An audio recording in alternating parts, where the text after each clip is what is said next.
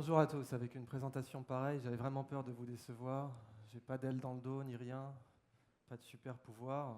Et en fait, je veux plutôt vous parler des vôtres de super pouvoirs. Est-ce que vous avez déjà vu l'image qui est là? C'est le nouveau siège d'Apple.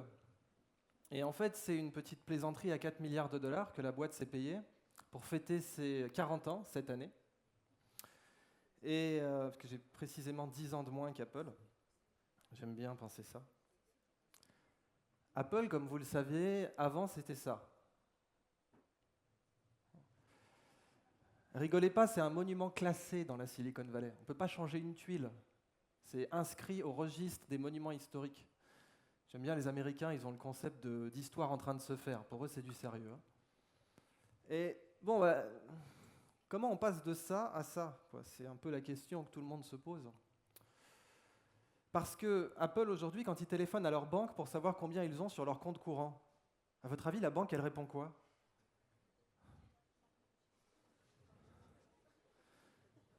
Je vais vous faire la petite voix, hein. Votre compte est créditeur de le PIB du Vietnam.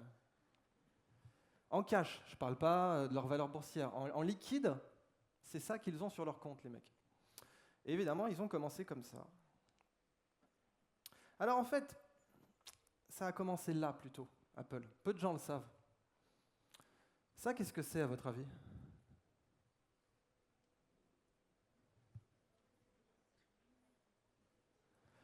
En fait, c'est Bagdad. C'est Bagdad du temps de Charlemagne, ou du temps d'Isnogoud, ça dépend de vos références. Ça va être chaud à traduire pour les traducteurs, là. C'est pour moi, faites-vous plaisir. En fait, cette ville, je l'adore, c'était la Silicon Valley de l'époque. C'était là-bas qu'on fabriquait les meilleurs instruments de navigation céleste au monde. Et quand vous étiez caravanier sur la route de la soie, c'était important d'avoir un instrument de navigation céleste. Donc c'était un peu le computer de l'époque. Et sans être particulièrement calé en architecture, on sent une petite influence. Et en fait, cette ville, je l'aime pour plein de raisons, parce qu'en fait, évidemment, son commanditaire était un prince musulman, mais le premier architecte était zoroastrien, le deuxième architecte était juif, le maître d'œuvre était chrétien et le financier était bouddhiste. Putain, c'était une autre époque quand même. Et c'était la Silicon Valley de l'époque. Alors, je suis là pour vous parler d'un truc beaucoup plus grand qu'Apple et que Bagdad, du temps de Charlemagne, mais de cette idée qu'on est dans une nouvelle renaissance. Là, maintenant, tout de suite, on est en pleine renaissance, mais on n'en a pas conscience. Et je veux dire, les gens de la Renaissance ne se levaient pas le matin non plus en se disant les mecs, c'est la Renaissance, il faut assumer un peu. Non. Et en fait, à la première Renaissance, c'était la conjonction de plein de facteurs. La redécouverte de l'imprimerie, je dis redécouverte parce que les Chinois l'avaient bien avant nous, l'imprimerie, la redécouverte des Amériques, et puis les redécouvertes médicales. Eh bien, aujourd'hui, on a l'équivalent. L'équivalent de l'imprimerie, c'est Internet, qui change le monde bien plus que l'imprimerie à son époque. L'équivalent des découvertes géographiques, c'est cet engouement pour l'espace. Par exemple, vous avez Elon Musk, le patron de Tesla, qui a dit « J'aimerais bien mourir sur Mars, mais pas à l'impact ». Et l'équivalent des découvertes médicales, eh bien, c'est ce qu'on apprend du cerveau. On commence un peu à comprendre comment le cerveau fonctionne. Ce qui est un peu fou quand vous y pensez, parce que pour Aristote, le cerveau, c'était un radiateur. Lui, il pensait que le cerveau, c'était un radiateur. Ce qui n'est pas bête, hein. Il y a plein de sang qui passe par le cerveau, c'est très circonvolué. Et puis, bon, c'est pas idiot de penser que c'est un radiateur. Peut-être que chez certaines personnes, ça sert que de radiateur, mais en général, le cerveau a d'autres fonctions et on commence un petit peu à les comprendre. Alors, moi, je voudrais vous parler de ça, de la place que tout le monde peut jouer dans cette nouvelle renaissance qui est en train d'avoir lieu maintenant. Alors, l'histoire, elle commence, faut se poser la question où on est, quoi. Là, maintenant, tout de suite, où on est. On est là. Et là, en fait, c'est notre nouvelle adresse dans l'univers qu'on a découverte il y a 18 mois. Il y a 18 mois, on a découvert où était notre galaxie dans l'univers. C'est un grand amas de galaxies qui s'appelle l'Aniakea. L'Aniakea, ça veut dire paradis incommensurable en dialecte hawaïen. Et ça a été découvert l'été dernier, été 2014. 22 000 galaxies qui tournent autour d'un truc gigantesque qu'on appelle le grand attracteur. C'est un flot de matière noire. Et flot de matière noire, c'est la langue des universitaires pour dire « j'ai aucune idée de ce que c'est ». Et c'est une découverte incroyable parce que pour la première fois, on a appris que les galaxies tournaient autour d'un truc, et que les galaxies pouvaient être toutes petites par rapport à quelque chose d'encore plus grand. C'est là qu'on est, nous. Et c'est là qu'il faut placer ce qu'on fait. Ça donne un peu le vertige. Alors moi, je vais vous parler d'économie de la connaissance. C'est une économie complètement dingue. Et elle s'inscrit dans cette nouvelle renaissance. C'est une économie où tout le monde est né avec du pouvoir d'achat. C'est une économie où quand je vous donne quelque chose, il m'appartient encore. C'est une économie où le chômeur a plus de pouvoir d'achat que le salarié, et on va le démontrer. C'est une économie qui maximise le pouvoir d'achat des amoureux. Vous imaginez, être amoureux augmente la taille de votre portefeuille. Ça a plutôt tendance à le diminuer normalement. Et là, pourquoi faire de l'économie de la connaissance ? La seule question à se poser, pourquoi faire de l'économie ? Pourquoi vous m'écoutez finalement ? La seule raison, c'est que la connaissance, comme la connerie, elle est infinie. Et ça change tout quand vous y réfléchissez bien, parce que si vous voulez, le pétrole, c'est pas infini, le gaz, c'est pas infini, le jus d'orange surgelé, les diamants, c'est pas infini, les matières premières sont pas infinies, mais la connaissance, elle est infinie. Ça veut dire qu'on ne peut pas avoir une croissance infinie avec les matières premières, parce qu'on sait que c'est pas possible, la Terre, elle est finie. Mais si notre croissance est basée sur la connaissance, eh bien, on peut avoir une croissance infinie. Et je le dis littéralement, une croissance qui va de là à là. Ce qu'Apple nous vend, c'est de la connaissance. Ce n'est pas des matières premières. Alors, avant de vous parler de cette économie de la connaissance, j'ai un message super important à vous donner. En fait, c'est le message le plus important que j'ai à vous donner aujourd'hui. Donc, je suis vraiment sincère. Quand je vous aurai donné ce message, vous pouvez vous lever, vous barrer, aller prendre une bière. Je n'ai pas de message plus important que celui-là. Et ce message, c'est que toute révolution dans l'histoire de l'humanité, qu'elle soit philosophique, morale, scientifique, technique, ce que vous voulez, toute révolution, si c'est une révolution, elle passe systématiquement par 3 étapes. D'abord, c'est considéré comme ridicule. Ensuite, c'est considéré comme dangereux. Et ensuite, c'est considéré comme évident. Ridicule, dangereux, évident. Prenez le droit de vote des femmes. 1789, Déclaration des droits de l'homme, soulignée 3 fois, et du citoyen. Citoyenne, ça ne se faisait pas au féminin. Et les femmes dans tout ça, bon, excuse-moi, Bobonne, j'ai du boulot, c'est ridicule. 1889, c'est dangereux, qui va garder les gosses et faire la vaisselle. Donc les suffragettes, on les torture, on les interne, on les psychiatrise, et en dernier recours, on les tue. Et puis aujourd'hui, les femmes votent, and so what ? C'est évident. Ridicule, dangereux, évident. Internet, l'électricité, la physique quantique, ce que vous voulez, l'abolition de l'esclavage, c'est passé par ces 3 étapes systématiquement. Ridicule, dangereux, évident.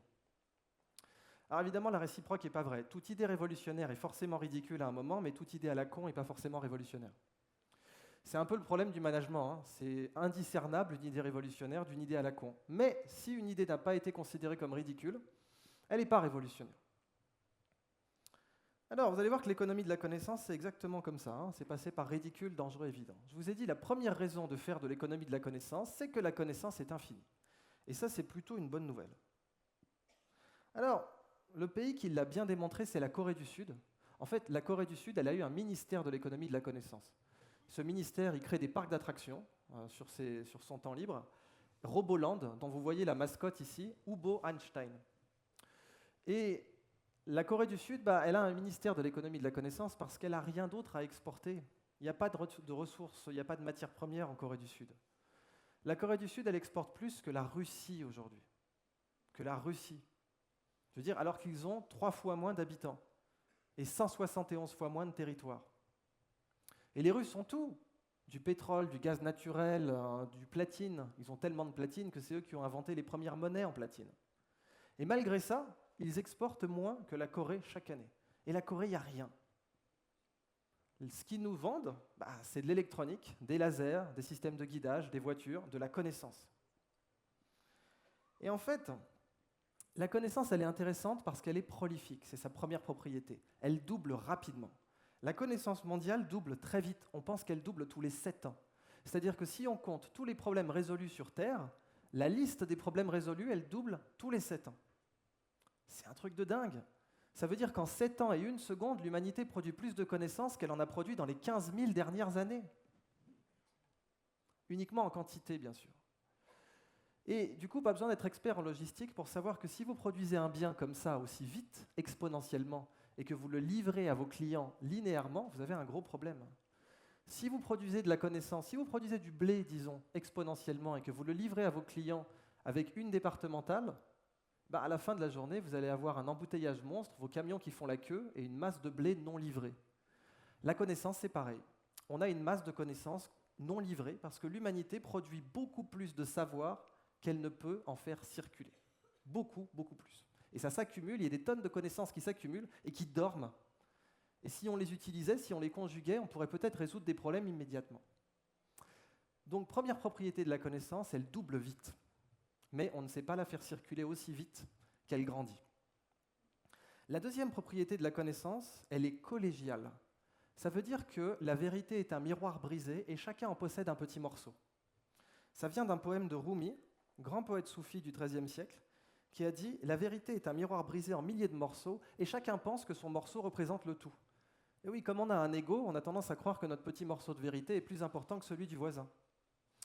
Et puis on a tendance à croire que si on donne notre morceau de vérité, on va y perdre. Notamment, on va perdre son autorité ou sa place dans la société. Alors, en fait, l'économie de la connaissance, elle est dingue parce qu'elle est basée sur des règles très simples, mais qui changent tout. Et la première règle, c'est que les échanges sont à somme positive. Qu'est-ce que ça veut dire ? Si je vous donne 20 €, ils ne sont plus à moi.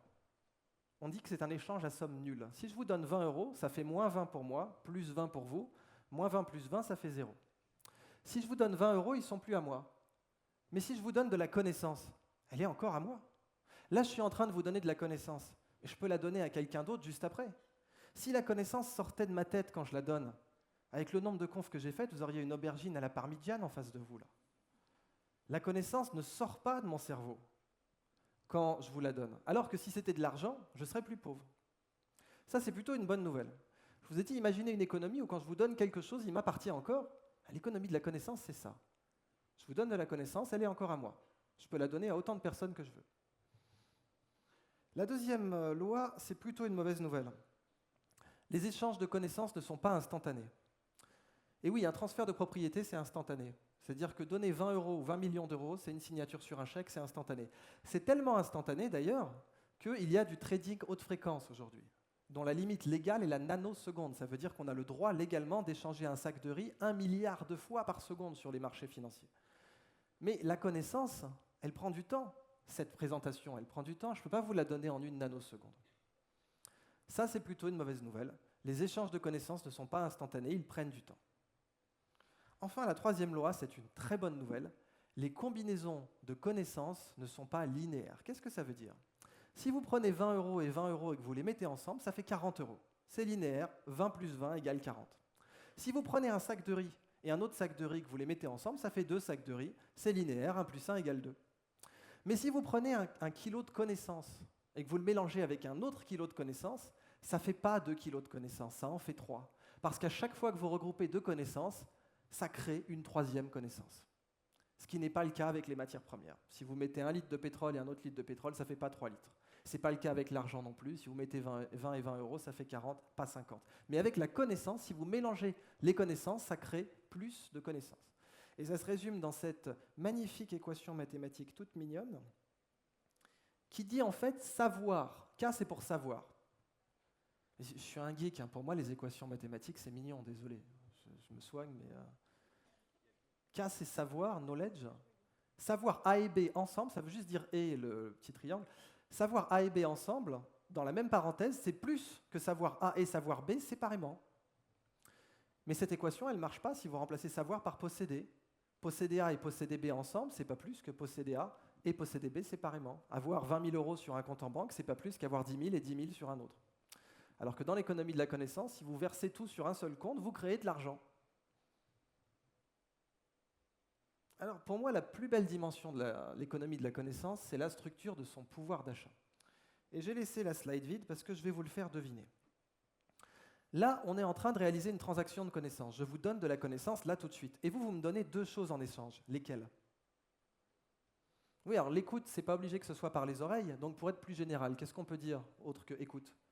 De l'attention, très bien. Et quoi d'autre ? Du temps. Eh bien, l'attention et le temps, c'est la monnaie de l'économie de la connaissance. Si vous voulez acheter une connaissance, il faut payer en attention et en temps. C'est l'argent, c'est le pouvoir d'achat de l'économie de la connaissance. Pour acheter de la connaissance, il faut payer de l'attention et du temps. Et ça donne cette autre petite équation mathématique toute mignonne que j'ai découverte à Stanford et qui dit le flux de connaissances est proportionnel à l'attention multipliée par le temps. Pour acheter de la connaissance, il faut payer un NAT. Et un NAT, c'est 1 heure à attention maximum. Attention maximum, c'est très facile à mesurer, c'est quand vous êtes tellement pris par un bouquin que vous ratez votre station. C'est ça, attention maximum. Alors vérifions que c'est déjà un produit, parce que le produit, ça veut dire que si l'un des deux vaut 0, le tout vaut 0. On est d'accord que si vous me donnez 1 heure de votre temps, mais que pendant 1 heure, vous êtes en mode Barry White dans votre tête, il n'y aura pas beaucoup d'échanges de connaissances. J'aime bien cet exemple, il y a forcément quelqu'un statistiquement qui va avoir « Let the music play » pendant 1 heure là, dans ça. Et en fait, si vous me donnez toute votre attention, mais 30 secondes, il n'y aura pas beaucoup d'échanges de connaissances. Donc ce hâte, 1 heure à attention maximum, c'est l'argent de l'App Store du cerveau. Si vous voulez apprendre n'importe quoi, la pâtisserie, le jujitsu, la physique quantique ou le macramé, ça va se payer en hâte. Par exemple, le piano, une introduction, ça coûte 7 hâtes. La physique quantique, 5 hâtes en introduction. Un brevet de pilote en Suisse, 250 hâtes. C'est l'argent de l'App Store. Et cette équation, elle a des conséquences magnifiques, vraiment magnifiques. La première, c'est que si votre pouvoir d'achat il est en attention et en temps, eh bien tout le monde est né avec du pouvoir d'achat. Le petit Somalien, il n'est pas né avec 1 000 $ en poche, mais il est né avec de l'attention et du temps. Donc l'économie de la connaissance, c'est la seule où le pouvoir d'achat est garanti à la naissance. Le chômeur a plus de pouvoir d'achat que le salarié. Il a plus d'attention et de temps libre par mois. Parce qu'on peut calculer un revenu. L'individu moyen dans les pays riches gagne, pour sa consommation personnelle, entre 15 et 30 hâtes mensuelles. Si vous enlevez les tâches ménagères, si vous enlevez les obligations familiales, si vous enlevez le travail, vous êtes entre 15 et 30 hâtes par mois pour vous. Donc c'est une économie où tout le monde a du pouvoir d'achat à la naissance, où le pouvoir d'achat ne dépend que de vous, en un sens. Et on va voir aussi que c'est une économie qui maximise le pouvoir d'achat à certaines conditions. Dans quelles conditions on donne toute son attention et tout son temps à quelqu'un? Comment ça s'appelle ça? Quand vous donnez toute votre attention et tout votre temps à quelqu'un? L'amour. Quand vous aimez une personne, il ou elle est au sommet de vos dépenses en hâte. Vos hâtes de poche, dans votre comptabilité d'hâte mensuelle, parce qu'il y en a une, on peut la calculer, cette comptabilité. Dans votre comptabilité d'hâte mensuelle, dès que vous avez des hâtes à vous, la personne que vous aimez, elle est en priorité. Ça veut dire que l'économie de la connaissance, elle maximise le pouvoir d'achat des amoureux. Littéralement. Ce n'est pas une métaphore. Si vous voulez faire circuler la connaissance plus vite, si vous voulez apprendre plus vite, faites d'abord en sorte d'adorer ce que vous faites. Parce que ce petit phi de K, là, on l'appelle le knowledge flow, le flux de connaissances. Et dans la Silicon Valley, on dit que le knowledge flow précède le cash flow. Si vous faites circuler la connaissance vite, vous ferez circuler l'argent vite aussi. Eh bien, si vous voulez faire circuler un savoir vite, aimez-le d'abord. Parce que l'école, elle ne contrôle que ça. Elle ne contrôle pas A. C'est pour ça qu'on peut avoir fait des années d'anglais et pas être bilingue en bout de chaîne. Parce que l'école, elle ne contrôle absolument pas votre attention, elle est obligatoire. Donc il ne faut pas compter en temps, il faut compter en hâte. Et pour avoir toute l'attention, il faut adorer ça. Alors, juste en dessous l'amour, il y a l'addiction. Et oui, tout amour est addictif, mais toute addiction n'est pas forcément amoureuse. Je vous laisse méditer là-dessus 5 minutes. Vous verrez peut-être des cas dans votre vie personnelle qui vous reviennent. Donc, juste en dessous l'amour, il y a l'addiction, ce qui fait qu'il y a des médias qui sont très, très, très puissants pour capter les hâtes. Et ces médias, ce sont les jeux. Et une petite question que j'ai à vous poser. À votre avis, combien de temps l'humanité a passé à jouer à World of Warcraft? Donc c'est un jeu de rôle en ligne. Et si on met bout à bout toutes les heures, ça va chercher dans les combien? Qui pense que c'est l'âge des États-Unis d'Amérique, 250 ans? Plus, moins? Allez, l'âge de la France, 1500 ans. L'âge de la civilisation, 15 000 ans.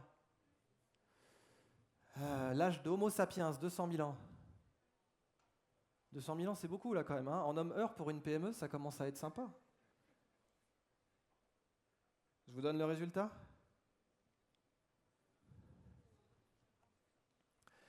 L'humanité a passé 7 millions d'années à jouer à ce jeu, de 2004 à 2014. 7 millions d'années. Et pour la petite histoire, si vous revenez à Apple, c'est 50 fois plus que tout le temps travaillé chez Apple depuis 1976. Ça veut dire qu'un jeu vidéo peut mobiliser 50 fois plus d'hommes-heures en 10 ans que Apple, la boîte la plus riche au monde, en 40. Et là, les AT, ça y va, parce que quand vous jouez, vous ratez votre station, on est d'accord. Alors, moi, ça m'a amené à poser des questions, quoi. Je me suis dit, l'amour, est-ce que l'amour maximise la compétitivité? Parce que c'est vraiment ça, hein. Il n'y a pas d'excellence sans amour. On ne peut pas être excellent sans aimer ce qu'on fait, hein. C'est pas possible. Et les number one, ils aiment ça, hein. Eh bien, croyez-le ou non, quand je suis arrivé, retourné de Stanford en France, j'ai dit, voilà, j'ai une théorie, dans l'économie de la connaissance, l'amour maximise la compétitivité. Bon, les types à Centrale, ils m'ont regardé, ça ne leur parlait pas. Alors je me suis dit, on est en France, et je vais faire un diagramme cartésien, parce que ça va, on est au pays de Descartes, ça va leur parler, tout ça.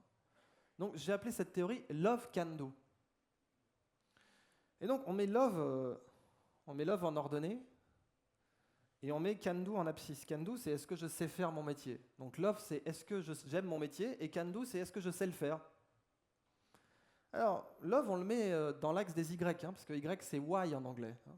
C'est pourquoi vous vous levez le matin, parce que j'aime ça. Et oui, parce que en fait, j'ai une théorie personnelle, et cette théorie, c'est que la plupart des objets qui nous entourent, ils peuvent parler. On peut leur demander, petit objet, pourquoi tu es là. C'est-à-dire, cette enceinte, ce micro, cette estrade, ce que vous voulez, les objets qu'on fabrique, on peut leur demander, mais pourquoi tu es là, petit objet, quoi. Un peu comme dans Toy Story, si vous voulez. Et je suis persuadé que la majorité des objets, hein, vraiment, si on leur demandait, pour petit objet, pourquoi tu es là, 95% répondraient, bah, je suis là parce qu'il y a un marché, connard. 95% des objets qui nous entourent. Et c'est ce qui fait qu'on ne les retient pas. La marque de ces enceintes, elle est marquée là, mais dans 10 minutes, je l'ai oubliée. Elle n'est pas intéressante, parce que pour moi, c'est une enceinte comme les autres, le micro pareil, si vous voulez. 95% des produits qu'on fabrique, c'est je suis là parce qu'il y a un marché. Bon. Alors, les produits naze, eux, ils disent je suis là parce qu'il faut bien. Alors, un produit naze, qu'est-ce que c'est? Ça va être ma spéciale dédicace aux Russes ici. Les motos russes, est-ce que vous avez entendu parler des motos russes un peu? Genre Lada, Trabant, bien aussi les motos, quoi. Parce que les motos russes sont réputées être particulièrement nazes. Hein. Je suis désolé, trafiquez pas les freins de ma bagnole à la sortie de la conf, mais c'est une réalité factuelle. À tel point qu'il y a une fameuse blague, hein, j'ai un ami qui voyage en Afrique, il rencontre un marabout, et puis le marabout, alors il a la liste de tous ces miracles, hein, donc amour, gloire, beauté, retour de l'être aimé, guérison des ongles incarnés, tout ça. Et son argument de finition, c'est « démarre même les motos russes ». C'est-à-dire, il y a marché sur l'eau et il y a démarré les motos russes, quoi. Bon, on est d'accord que ce genre de produit, dans la concurrence libre et non faussée, ça crève assez rapidement. Parce que le gars, quand on lui demande pourquoi tu fais des motos, bah, il dit écoute, c'est parce que le camarade Staline me l'a demandé.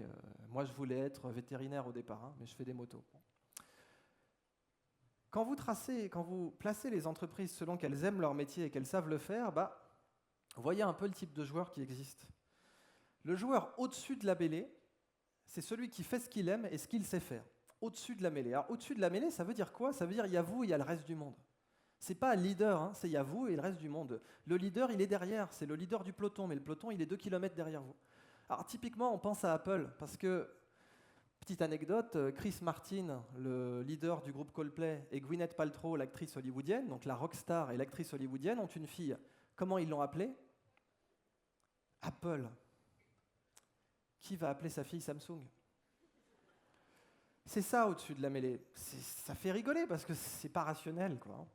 Il y a des boîtes au-dessus de la mêlée, dans n'importe quel secteur. Et ça ne dépend pas seulement du luxe ou du segment. Il y a plein de boîtes qui peuvent être au-dessus de la mêlée. Ceux qui font ce qu'ils aiment et qu'ils savent faire, ils sont au-dessus de la mêlée. Le suiveur, bah, il n'est pas moins bon que le mec au-dessus de la mêlée. Hein. Vous prenez Samsung, ils ont le même savoir-faire qu'Apple. Ils ont tellement le même savoir-faire qu'Apple qu'ils le fournissent. Et que Apple achète ses cartes à puce, ses mémoires chez Samsung. Mais si vous leur demandez pourquoi vous faites des tablettes, bah, ils vous répondent parce qu'il y a un marché, connard. Le suiveur, la différence qu'il a entre le mec au-dessus de la mêlée, c'est que c'est la raison pour laquelle il fait son job. Après le suiveur, vous avez le Silicon Garage. Les garages de la Silicon Valley, ils rentrent dans un métier non pas parce qu'ils le connaissent, mais parce qu'ils l'adorent. Donc là, vous avez Facebook, Google, Amazon, Apple bien sûr, Walt Disney. Walt Disney, il a monté Alice au Pays des Merveilles dans un garage dans les années 20. Cherchez pas de blague dans cette phrase, soyez gentils. Ouais, avec une majorité de femmes, ça pouvait pas trop marcher, ce genre de vanne. Mais vous allez le retenir comme ça. Notez que c'est un moyen mnémotechnique parfaitement millimétré. Toutes les boîtes qui se sont créées dans un garage, il n'y a pas de récompense. C'est vous aimez le métier ou pas. Il n'y a pas de notes, il n'y a pas de diplôme. Vous ne pouvez pas aller draguer une nana au bar en disant « je bosse dans un garage ». Il n'y a pas de récompense, à part le métier. Donc ceux qui survivent dans un garage de la Silicon Valley, ils sont là parce qu'ils adorent ça. Mais leur savoir-faire est mauvais. Prenez Apple à sa fondation, c'était naze. Le plus diplômé, il finissait sa licence. En face, il y avait IBM. Les types avaient des prix Nobel. Et pourtant, c'est eux qui ont gagné. Et puis enfin, l'entrant forcé, c'était l'ADA, c'était les motorustes dont je vous parlais. C'est pourquoi tu fais ton métier, parce qu'il faut bien. Alors, il y a deux voies de progression dans ce tableau. La voie du bas, c'est la voie de la souffrance, de la pénibilité, des milkshakes au Prozac, etc. Parce que c'est la voie où vous apprenez votre métier parce qu'il faut. C'est la corvée, quoi. Donc les actes ne sont pas là, le temps à la limite il est là, mais l'attention elle n'est pas là. Et vous apprenez votre métier parce qu'il faut, c'est la corvée, il faut bien le faire. Alors que la voie d'en haut, moi je l'ai appelée El Camino Real. El Camino Real, ça veut dire la voie royale en espagnol, et c'est le nom de l'avenue de la Silicon Valley. L'avenue principale de la Silicon Valley, elle s'appelle la voie royale. Et la voie royale, c'est quand vous apprenez votre métier parce que vous adorez ça. Pas parce qu'il faut, mais parce que c'est fun. Et le meilleur exemple du Love Can Do dont je pourrais vous parler, c'est Tesla. Parce que Tesla, comme boîte, c'est du Love Can Do de bout en bout. L'histoire de cette société repose entièrement sur le fait qu'ils adoraient ça et sur le fait qu'ils ont appris leur savoir-faire par amour, pas par obligation, pas en lisant les manuels. Tesla, ça s'appelle Tesla. Tesla, c'est le nom d'un grand inventeur, peut-être le plus grand inventeur du XXe siècle, un génie absolu, Nikola Tesla. Et le fondateur de Tesla, il dit « j'appelle ma boîte Tesla ». Bon, alors les ingénieurs disent « mais très bien, tu l'appelles comme tu veux, bonhomme, nous on bosse, on fait des plans de voitures ». Et l'ingénieur dit « non, non, vous n'avez pas compris, j'appelle la boîte Tesla, mais ce n'est pas du Tesla washing, je veux que le cœur de la voiture, ça soit un truc inventé par Nikola Tesla ». Bon, c'est complètement débile quand vous y réfléchissez, parce que Nikola Tesla, il est mort en 1943. Et la voiture, la marque, il l'a créée en 2004. Alors les ingénieurs lui disent, c'est débile, tu nous demandes de mettre une technologie d'un mec qui est mort en 1943 dans une voiture compétitive en 2004, ça ne marchera pas. Et c'est comme si je demandais, je sais pas moi, de mettre une techno Léonard de Vinci dans un Airbus, ça n'a pas de sens. Mais le fondateur, il ne transige pas. D'ailleurs, le slogan de Tesla, c'est la fin des compromis. Donc il dit non, moi je veux que le cœur de la voiture, ce soit un truc inventé par Tesla. Alors les ingénieurs, se disent, ça y est, le type, il a tourné la carte, il est complètement jeté, mais bon, c'est lui le patron, on va faire ce qu'il nous dit. Et ils reviennent avec ça. Et ça, ce moteur qui fait faire des nuits blanches à toute l'industrie automobile mondiale aujourd'hui, c'est un moteur qui a été inventé par Nikola Tesla et qui a été breveté en 1896. C'est-à-dire, rappelez-vous, ridicule, dangereux, évident. On va mettre un moteur qui date du 19e dans notre bagnole du 21e siècle. C'est complètement ridicule. Parce que ce moteur, en plus de ça, il était bien connu dans le modélisme. Les petites voitures, les petits avions, les petits trains-trains. C'est-à-dire, imaginez, vous allez voir un patron de chez Toyota et puis vous lui dites, le gars qui va vous mettre minable, qui va vous mettre le taquet du siècle, il va le faire avec un moteur qui date du 19e et qui est très connu chez Toys R Us. Non, le type, il ne va pas vous croire. Une fois qu'ils avaient le moteur, le problème, c'était la batterie. Parce que l'autonomie, c'est le problème d'une voiture électrique. Alors, le nouveau fondateur arrive, et le nouveau fondateur, c'est Elon Musk. Et Elon Musk, il vient de racheter la boîte, donc c'est lui qui a dit « j'aimerais bien mourir sur Mars, mais pas à l'impact ». Et on lui dit « voilà, patron, on a un moteur qui déchire, mais question autonomie, c'est pas ça, quoi. On aura 100 km maximum ». Il dit « attendez, vous foutez de moi, la fin des compromis, et puis je vends 100 km d'autonomie, ça va pas ». C'est pas possible. Bon, bah, désolé, patron, c'est comme ça, on n'a pas d'autonomie. Alors le gars, il y connaît rien, et puis il pose une question débile, il dit, mais attendez, mon ordinateur, il a 5 heures. Mon ordinateur, il est plus petit que votre voiture, on est d'accord? Bah oui, patron. Bah pourquoi votre voiture, elle n'a pas 5 heures? Bah, c'est débile comme question, patron. C'est complètement... On voit bien que vous y connaissez rien en voiture, parce que le mec, il y connaît rien en voiture. C'est complètement idiot. Ah, mais dites-moi pourquoi c'est idiot? Bah, c'est pas les mêmes batteries déjà. Ah bon, c'est pas les mêmes batteries? Bon bah très bien, vous allez m'acheter des batteries de MacBook et vous les entassez dans la bagnole. Exécution. Une Tesla, aujourd'hui, une boîte qui vaut 30 milliards, créée en 2004, eh ben, c'est un moteur qui date du 19e et des batteries de smartphone. Et ça, personne ne l'avait fait, parce qu'il fallait être complètement jeté pour le faire. Et ce qui fait qu'ils l'ont fait, c'est qu'ils adoraient ça, et qu'ils ont bossé jusqu'au bout dans leur garage pour trouver ce qui marchait. Alors la conclusion, parce que Léonard de Vinci disait « La base de la connaissance, c'est l'amour. La source de la connaissance, c'est l'amour. » On a un peu oublié ça à l'école, j'en conviens, mais la source de la connaissance, c'est l'amour. Donc moi, ma conclusion, c'est vraiment que l'économie de la connaissance, c'est une économie de l'amour. Et en conclusion, je voudrais vous demander de vous lever, s'il vous plaît. Levez-vous, soyez gentils, levez-vous. Là, vous êtes tous bien levés, là. Et bien là, vous venez d'assister à la façon la plus fourbe d'avoir une standing ovation.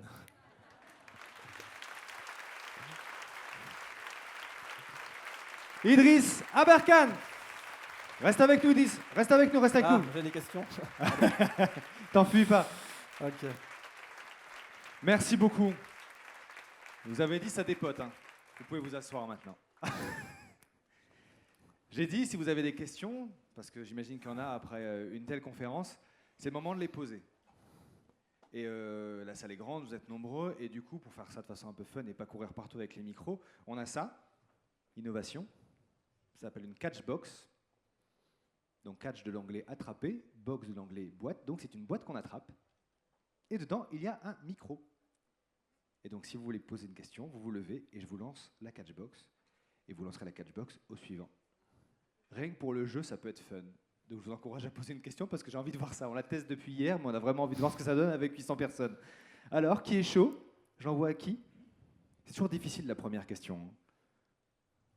Mais par expérience, ce que je vous garantis, c'est que si vous en avez une en tête, là, qui est prête à sortir et que vous dites « Non, il y a du monde, ils vont me reconnaître et tout », ce que je vous garantis, c'est que ce soir, en repartant, vous direz « Putain, je vais le regarder vendredi sur TF1, je l'avais devant moi, je pouvais lui poser ma question, et maintenant il est de l'autre côté de la télé avec Christophe de Chavannes et je ne peux plus lui parler. » Alors, qui veut la catchbox? Qui veut ne pas avoir de regrets en sortant de cette salle? Là-bas? Ouais, t'es prêt? Pas dans la tête, hein. Ok? Hop, fais passer. C'est de la mousse, tout va bien. Et tu peux parler dedans. N'hésite pas à te présenter d'abord, et puis on va traduire ta question aussi.